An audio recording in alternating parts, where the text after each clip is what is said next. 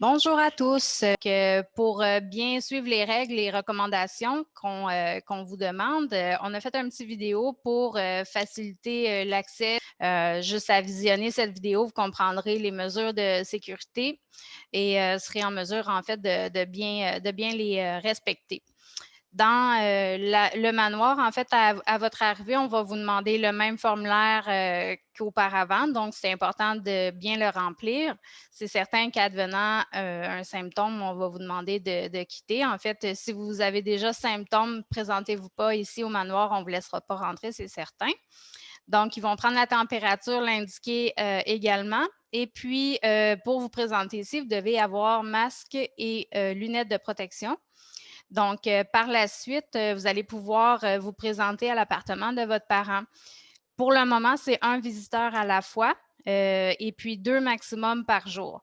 Donc, peut-être collaborer de cette façon avec vos frères et sœurs, les autres visiteurs, faites-vous un horaire. Vous ne pourrez pas rentrer 2 à moins d'une situation très particulière. Donc, pour l'instant, un visiteur à la fois. Dans l'appartement de vos parents, on va vous demander de garder le masque et la lunette de protection. Le plus possible, garder une distance. C'est certain que si vous venez faire des soins d'hygiène à votre parent, ce n'est pas possible de le faire à distance, c'est entendu, mais le lavage de main avant, après, garder le masque de procédure, les lunettes. Et puis, le masque doit être changé dès qu'il est mouillé, souillé, endommagé. Donc, soyez certain d'avoir un masque de rechange avec vous. Et puis, dans l'appartement, on va vous demander le plus possible, là, en dehors des soins d'hygiène, de garder une distance de 2 mètres, si possible, avec le parent. À l'entrée et à la sortie, de vous laver les mains.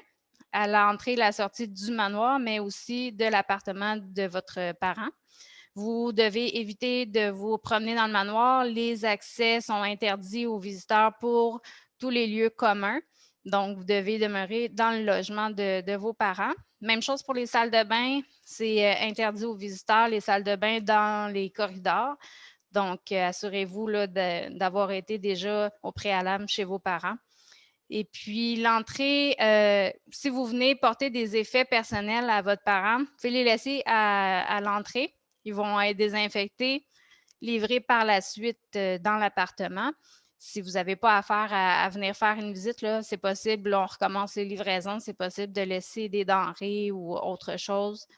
Lavage, tout ça, tout doit être dans un sac identifié au nom de vos parents. Le sac doit être opaque et puis bien identifié, c'est certain. Ça va être livré le plus rapidement possible à l'appartement, à moins que votre parent soit capable de venir le chercher par lui-même s'il est assez autonome. Donc, la réception va se charger là, de coordonner le tout. Si c'est possible de recommencer les livraisons pour épicerie, pharmacie, on essaie d'éviter de sortir dans les commerces avoisinants. On essaye vraiment d'y aller là, avec le strict minimum, l'essentiel. Tout ce qui est possible d'être livré peut être livré. C'est beaucoup plus sécuritaire pour vos parents. Donc, on va vous montrer ici comment porter le masque de façon sécuritaire, le mettre, l'enlever, et ainsi que la lunette de protection et le lavage de main. Donc, pour mettre le masque, je vais retirer mes écouteurs.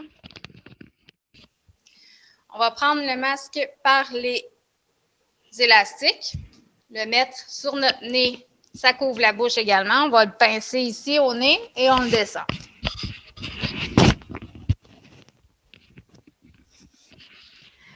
Le masque doit couvrir le nez et la bouche, bien entendu. On ne doit pas le descendre dans notre cou, accrocher après une oreille, le baisser pour parler. Donc, ça, c'est vraiment très important. Et puis, avant de mettre le masque et en le retirant, c'est important aussi de se laver les mains. Pour la lunette de protection, même si on a des lunettes de vision, la lunette de protection, elle va aller par-dessus, comme ceci.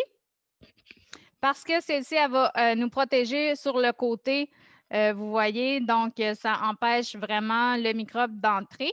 Lorsqu'on la retire, on va la nettoyer efficacement et la ranger dans un endroit comme un sac Ziploc pour éviter de contaminer quoi que ce soit. Quand on retire le masque, On le prend par les élastiques, on l'enlève comme ça, sans toucher l'intérieur. On le replie sur soi-même, sur lui-même, pardon. Et puis, par la suite, bien entendu, on le jette et on se relave les mains. C'est important, le lavage de mains, de le faire aussi souvent que possible, mais aussi dès qu'on touche notre équipement de protection. Un bon lavage de mains dure 20 secondes. Je vais vous en faire un ici avec la solution gel. Donc, on lave l'intérieur, l'extérieur, les côtés.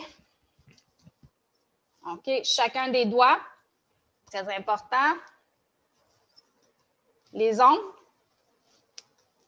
Et on termine par le poignet.